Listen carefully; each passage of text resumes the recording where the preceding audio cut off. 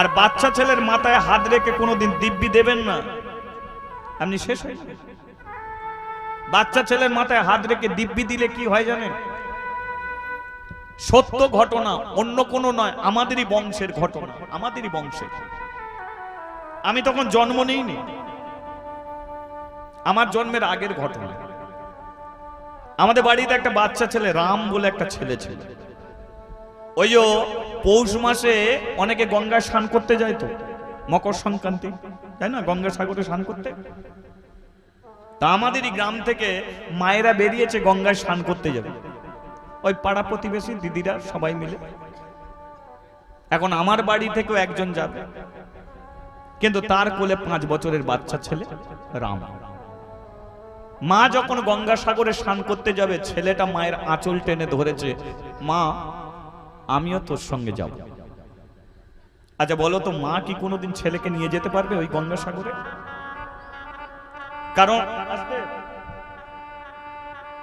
কারণ গঙ্গা সাগর এমন একটা দুর্ঘটনার পথ। গঙ্গা সাগরে যেতে গেলে এমন একটা জায়গা আছে যেটা 100টা নদীর মুখ একত্রিত হয়ে জলটা বনবন করে ভরে। কোন মুহূর্তে নৌকা যদি ওই শতমুখী চক্রে চলে যায়, তাহলে সেই নৌকায় যতজন যাত্রী থাকবে কেউ বেঁচে ফিরবে না, সবাই মরবে। এটা হচ্ছে শতমুখী চক্র। তা মা বলছে, রাম তো দাদু দিদার কাছে থাক, তোকে যেতে হবে না। কিন্তু বাচ্চা ছেলে শুনবে কেন?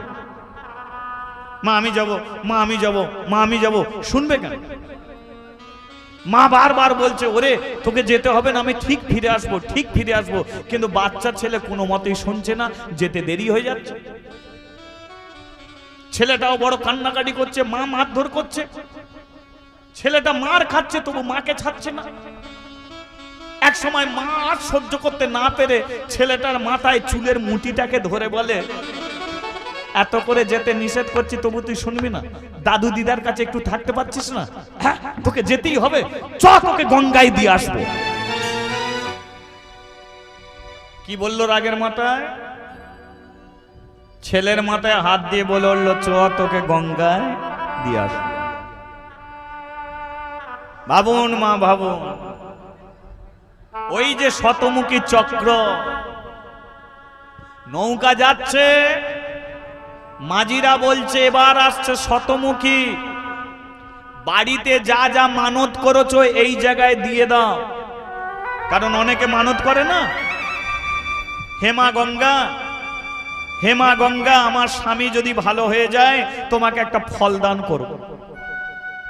হেমা গঙ্গা, আমার যদি অমুক ভালো হয় তোমাকে আমি এই দান করব, ওই দান করব, সেই দান করব। মা গঙ্গার কাছে মানত করে, মা কালীর কাছে মানত করে। তেমন ওই যে মানত করে ওই শতমুখী চক্রে, ওই জায়গায় দিয়ে যেতে হয়, তবে নৌকা শতমুখীটা পার হতে পারে, নইলে পার হওয়া যায় না। এবার মাঝিরা বলল, কে কি মানত করেছে এই জায়গায় দিয়ে দাও। যে যা মানত করেছে দিয়ে দিচ্ছে, তবু নৌকা শতমুখী চক্রে চলে যাচ্ছে। মাঝিরা বারবার বলছে, দেখো আমরা কিন্তু সবাই প্রাণে মরবো, তোমরা এতজন যাত্রী আছে, এর মধ্যে এমন একজন কে আছে যে মানত করেছে, এখানে দিচ্ছে না, এখানে দিয়ে দাও, নইলে সবাই মরবো, আমরা নৌকা রাখতে পারছি না, শতমুখীতে চলে যাচ্ছে। এখন মা তো চুলের মুঠি ধরে বলেছিল গঙ্গায় দিয়ে আসবো। সেই মা তো সে কিছুই মানত করেনি, কিন্তু নিজেরই অজান্তে রাগের মাথায় যে ছেলেকেই মানত করেছে গঙ্গায় দেবে সেটা জানে না। শতমুখী চক্রে চলে যাচ্ছে নৌকা, বাচ্চা ছেলে রাম নৌকায় বসে মায়ের কোলে বসে তখন চাল কড়াই ভাজা খাচ্ছে। ও বাচ্চা ছেলে কি জানবে, ও মরণ বাঁচনের কি বুঝবে? সমস্ত যাত্রীরা বলছে, ওরে কি মানত করেছিস, কি মানত করেছিস, কি মানত করেছিস। হঠাৎ একজন বলল, হেরা দিদি, তুই যখন আসছিলিস, তোর ছেলেটা যখন কান্নাকাটি করছিল, তুই ছেলের মাথায় হাত রেখে বললি তোকে গঙ্গায় দিয়ে আসবো। তাহলে তুই কি ছেলেকে মানত করেছিস? তোরই জন্য কি এ নৌকা শতমুখীতে যাচ্ছে? মা গঙ্গা কি তোর ছেলেটাকে নিয়ে নিতে চায়? মা বলে চুপ কর, আর কেউ শুনতে না যেন পায়। আমি কিছু মানত করিনি, কিন্তু রাগের মাথায় বলেছিলাম তোকে গঙ্গায় দিয়ে আসবো। তবে কি মা গঙ্গা আমার ছেলেটাকে নিয়ে নেবে?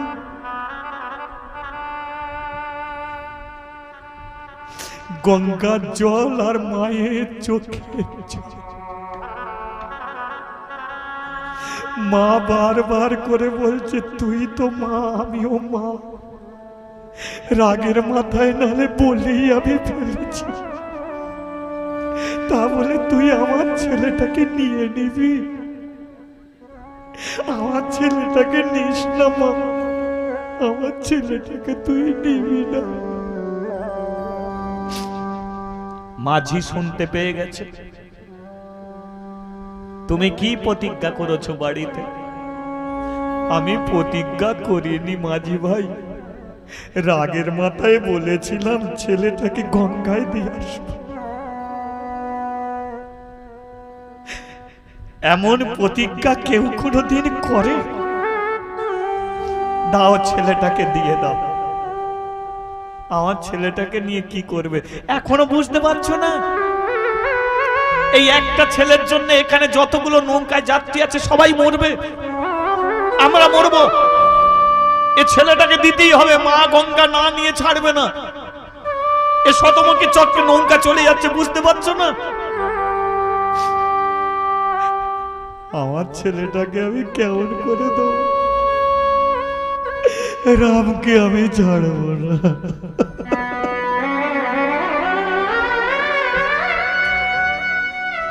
রাম বলে মা তুমি কাঁদছো কেন? কি হয়েছে তোমার, কাঁদছো কেন? মা কি করে বলবে যে তোর জন্য আমরা সবাই মরব? তোকে ফেলে দিলে আমরা সবাই বাঁচব, কিন্তু আমি মা হয়ে তোকে গঙ্গায় ভাসিয়ে দিই কি করে? হে মা গঙ্গা, আমাকে ক্ষমা করে দে মা, ক্ষমা। মাঝিরা বলল ছেলেটাকে যদি না দাও জোর করে আমরা ছেলেটাকে গঙ্গায় ভাসিয়ে দেব।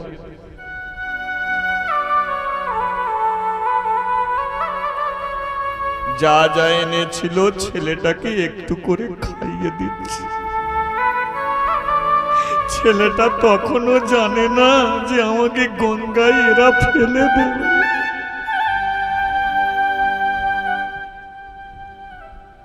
মাঝি ভাই ওই 5 বছরের রামকে দিয়েছে। রাম বলল আমার মায়ের কোল থেকে তুমি আমাকে নিলে কেন? সেদিন কি ওই গঙ্গায় সবাই প্রার্থনা করছে, মা গঙ্গা এ ছেলেটাকে তুই নিস নি।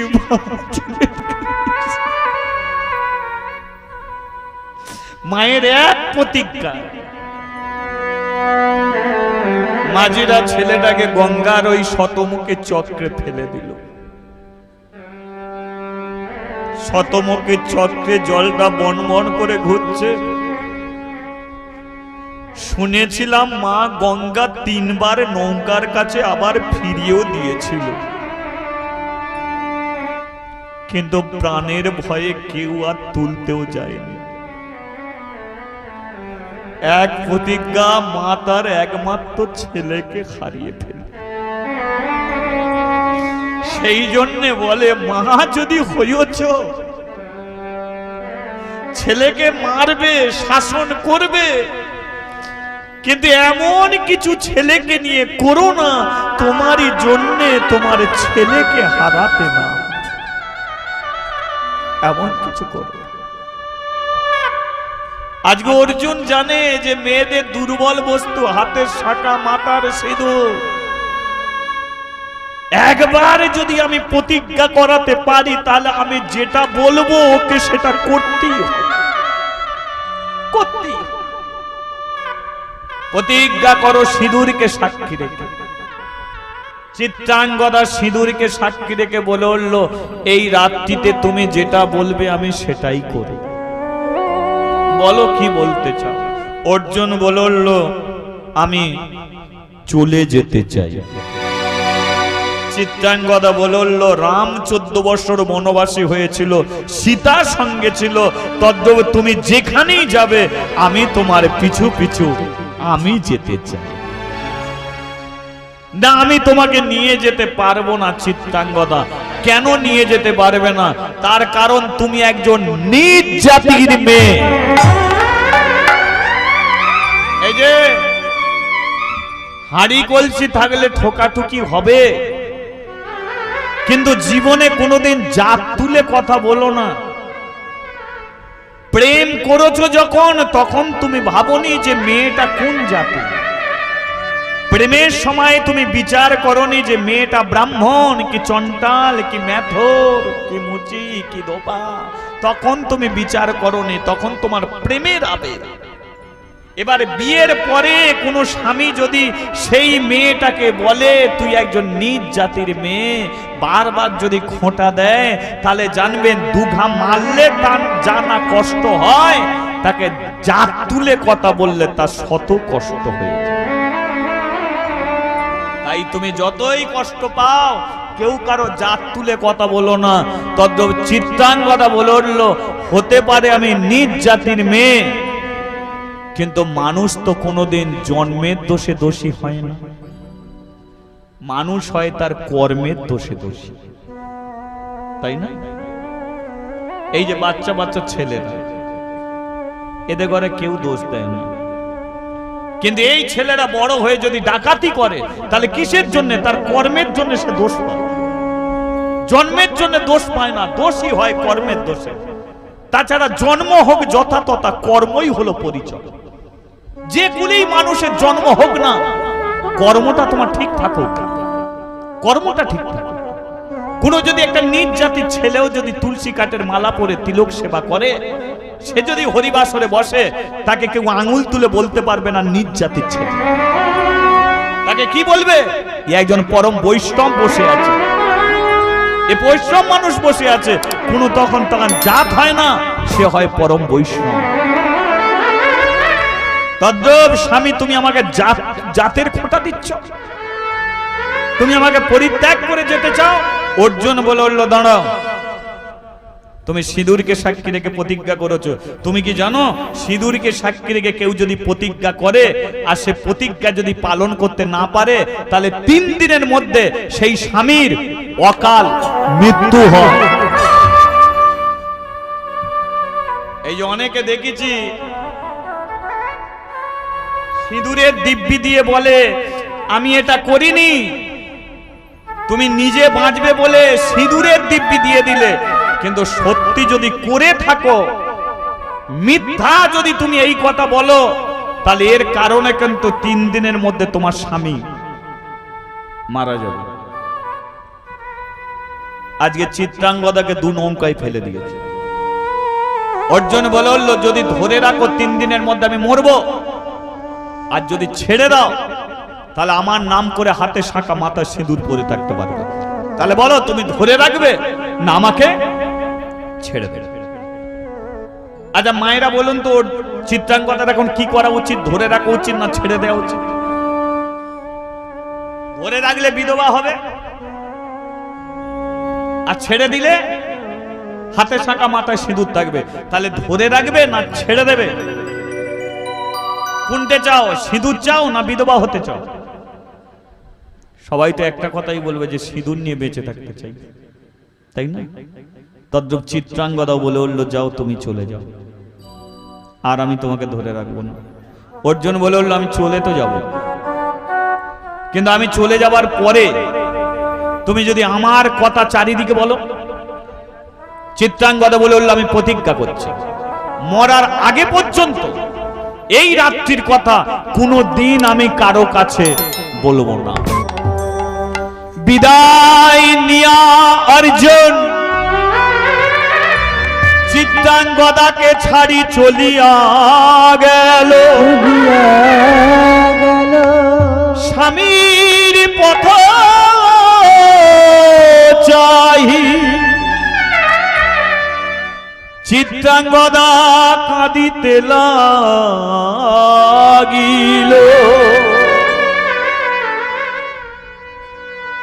আমার প্রাণ স্বামী আজ চলে গেল, ও সজনী।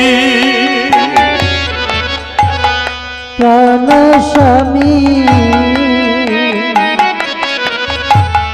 চলে গেল,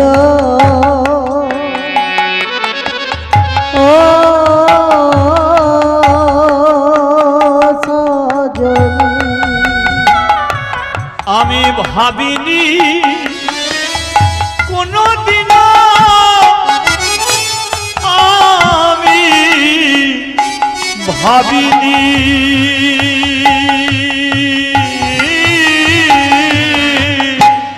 প্রাণ স্বামী চলে গেল, ও সজনী।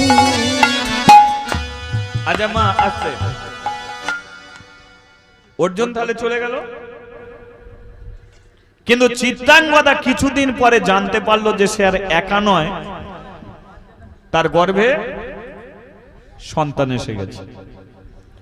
আচ্ছা স্বামী চলে গেছে, গর্ভে সন্তান, এবার চিত্রাঙ্গদা কি করবে? আর মরতেও পারবে? কারণ সে জানে মরতে চাইলেও মরতে পারবো না, কারণ গর্ভে আমার সন্তান। এবার কি করি? হাই নিয়তি,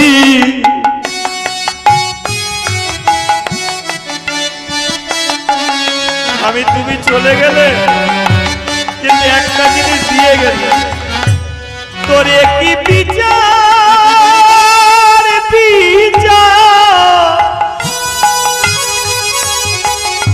তোরে কি বিচার রে বিধি রে,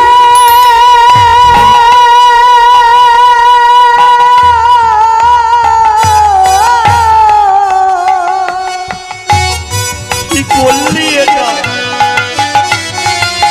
ও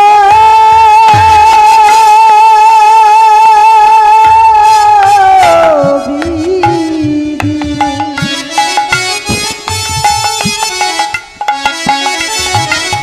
ও বিধি রে। বলে হাই নিয়তি, তোর একই বিচার বিচার, তোর একই বিচার রে কেন দিয়ে বিধি বিধি রে এমনি করে কেড়ে নিলি রে, কোন জন্মে অপরাধে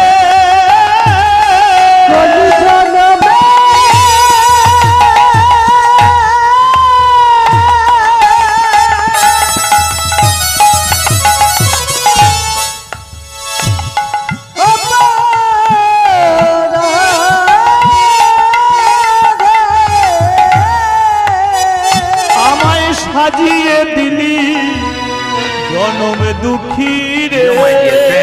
Welcome to my YouTube channel. Narayan HD Floor আমার এই চ্যানেলটিকে সাবস্ক্রাইব করুন। চলে গেল কোন অজানার দেশে, আমার প্রাণ স্বামী চলে গেল, আজ অন্য জনার দেশে। স্বামী গো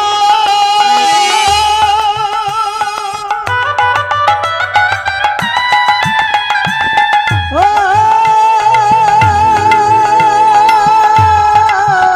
স্বামী গো,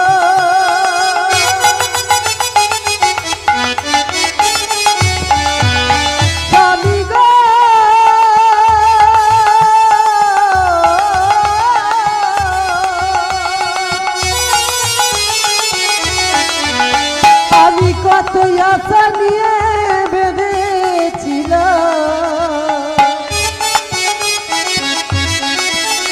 স্বামী তোমার সুখের ঘর ভাবিনি ভুলে গিয়ে আমায় করে